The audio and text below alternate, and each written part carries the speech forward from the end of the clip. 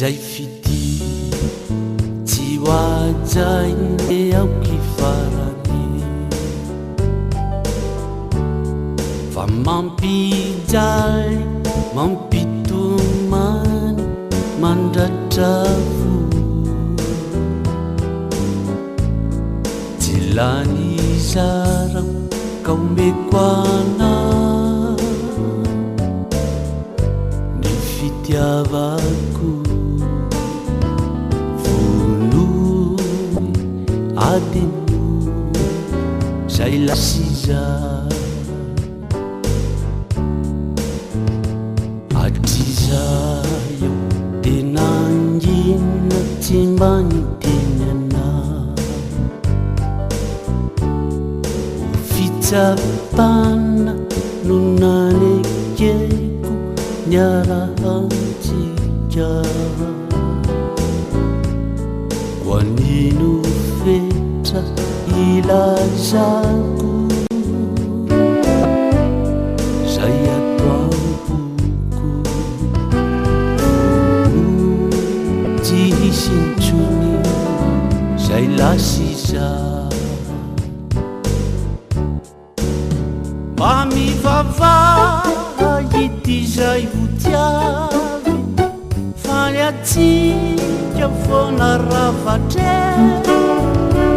afindray toloranao fity vizao aty efa mananao fity koatako aony indray ny fomby tia adisona veny andahoana aizave kasainao zaraina hoan'olo fa ny fitiavana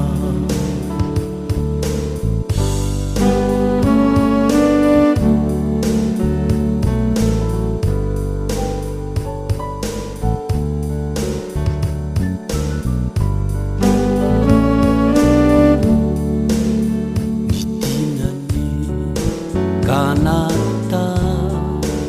ijalinako raha tsy hoajaina nefa kasaina ho namana ko mahereza azakivy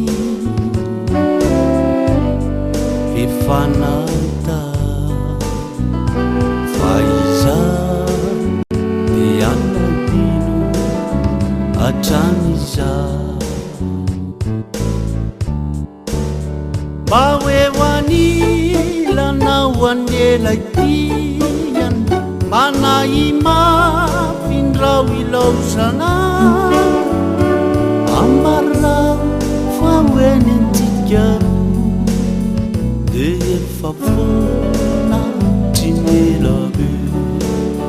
raha sendra mifanojo andalany enisy oloka fanoeny anilako eny aokenao mba tsy ovaky fo fa izy ane lay tikonoyana adino zay lasantsika